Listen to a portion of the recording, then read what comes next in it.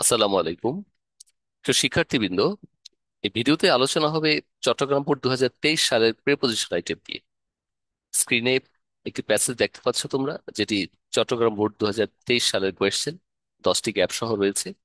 চলো আমরা পড়ে সলভ করে ফেলি। Corruption is a curse dash a nation.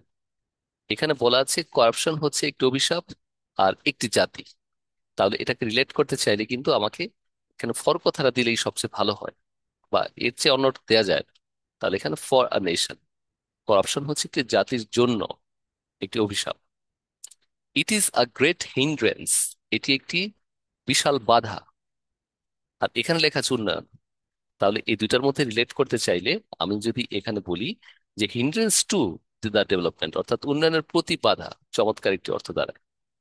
তাহলে আমরা এখানে লিখলাম হিন্ড্রেন্স টু দ্য ডেভেলপমেন্ট। আর হিন্ড্রেন্স কথার সাথে জেনারেলি টু কথাটি আসে। Dash corrupt people, a nation will surely suffer dash the long run. আচ্ছা, এখানে এখানে কোন প্রেপোজিশন বসবে সেটা ডিপেন্ড করে এই সেন্টেন্সটার উপরে, অর্থাৎ এই পরের পার্টটুকুর উপরে।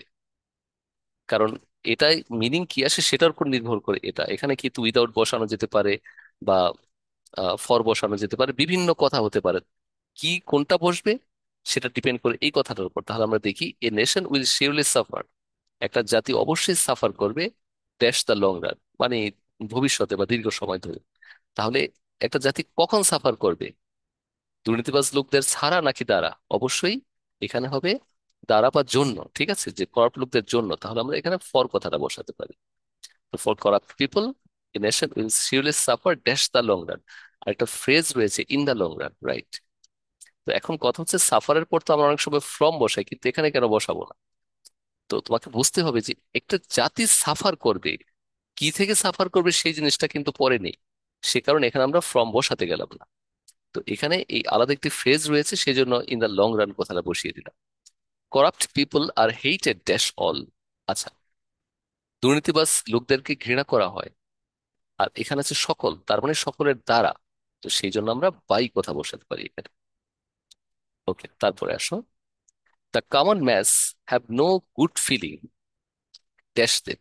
আর সাধারণ লোকজনের, সাধারণ মানুষ, তাদের কোনো ভালো অনুভূতি নেই, ভালো আই মিন তাদের সম্পর্কে কোনো ভালো ধারণা নেই। কাদের? তাদের, অর্থাৎ ফিলিং তাদের জন্য, রাইট? তাহলে আমরা এখানে ফর কথা বসাতে পারি। ফিলিং ফর দেম, অর্থাৎ তাদের জন্য, আই মিন সাধারণ মানুষের কোনো অনুভূতি নেই। They are devoid dash honesty and purity. তাহলে তারা বঞ্চিত অনেস্টি থেকে এবং পিউরিটি থেকে, রাইট? তো এখানে ডিভয়েড এর পর জেনারেলি অফ কথা সবসময় বসে, অ্যাপ্রোপ্রিয়েট প্রিপোজিশন এটি। তারা বঞ্চিত, রাইট? যে অনেস্টি এবং পিউরিটি বঞ্চিত, বা তাদের মধ্যে আসলে উম, তেমন ভেজাল মুক্ত তেমন কিছুই নেই। সব সময় তারা শুধু ভেজাল চিন্তা করে, তারা সব জায়গায় আই মিন দুর্নীতি করার চেষ্টা করে।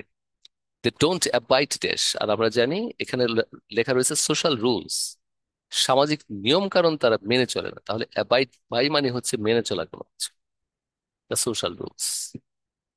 আচ্ছা, morality doesn't have any impact dash this criminals. আর মরালিটির এই সকল ক্রিমিনালদের উপর কোনো প্রভাব নেই, অর্থাৎ নৈতিক গল্প তাদের কাছে ভালো লাগে না, বা তারা সেই নৈতিক গল্পকে পাত্তাও দেয় না।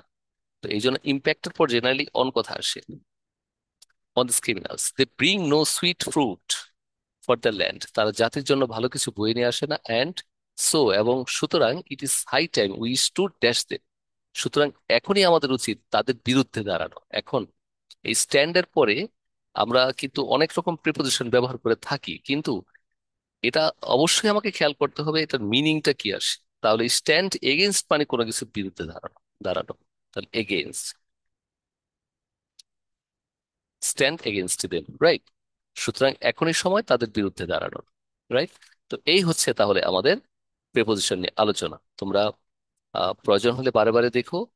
আর এটা পড়া শেষ হলে, অর্থাৎ ভিডিও দেখা শেষ হলে, তোমরা আবার হার্ড কপি থেকে করার চেষ্টা করো, অথবা আমি প্রথমে যেই স্ক্রিন দিয়েছিলাম সেখানে তো প্রেপোজিশনটা ছিল না, ব্ল্যাঙ্ক ছিল, সেখান থেকেও করার চেষ্টা করতে পারো।